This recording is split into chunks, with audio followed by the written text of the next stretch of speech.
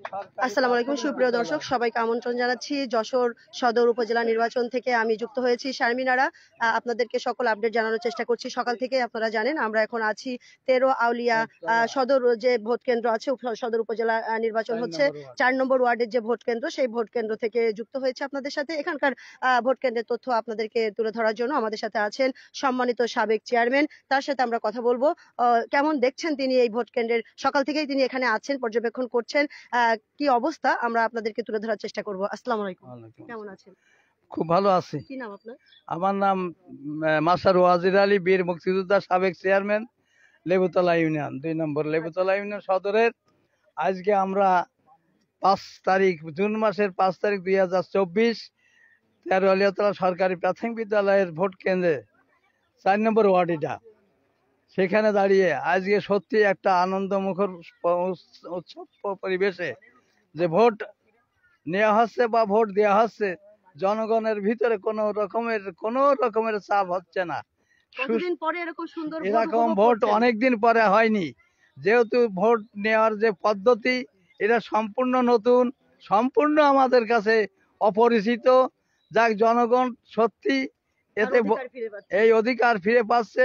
কারোর কিছু বলার নাই, যার ইচ্ছা সে সেইভাবে ভোট দিয়ে চলে যাচ্ছে আনন্দের উৎসবের ভিতর দিয়ে।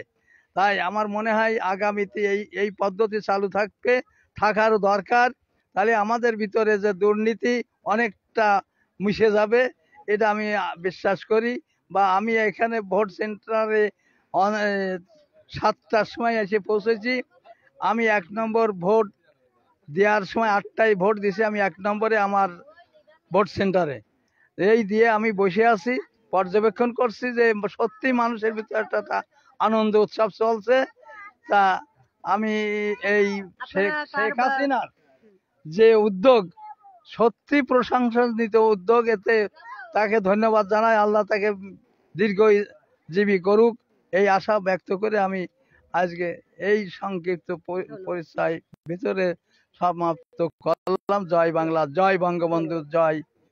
দর্শক, আমরা কথা বলছিলাম সম্মানিত সাবেক চেয়ারম্যানের সাথে। তিনি কিন্তু যেমনটি জানাচ্ছিলেন, তিনি সকাল 7টা থেকে এই ভোট কেন্দ্রের সামনেই কিন্তু অপেক্ষা করছেন এবং তার বয়সে তিনি বলছিলেন যেমনটি যে এবার যে উৎসব মুখর পরিবেশ, আনন্দময় পরিবেশে যে ভোট হচ্ছে, নির্বাচন অনুষ্ঠিত হচ্ছে, তিনি দেখে সত্যিই মুগ্ধ।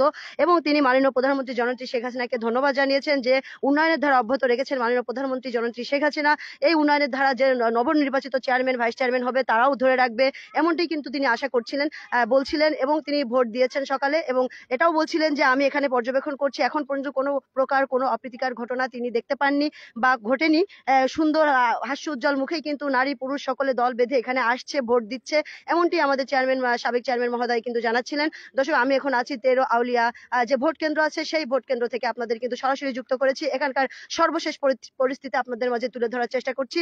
এই ছিল সর্বশেষ পরিস্থিতি। পরবর্তীতে আমি আবারও যুক্ত হব, অন্য কোনো ভোট কেন্দ্রে যাব, সেখানকার পরিস্থিতি আপনাদেরকে দেখানোর চেষ্টা করব, জানানোর চেষ্টা করব। সেই বন্ধু সবাই ভালো থাকবেন, সুস্থ থাকবেন, সত্যের পথে থাকবেন। সত্যের জয় হোক। আসসালামু আলাইকুম।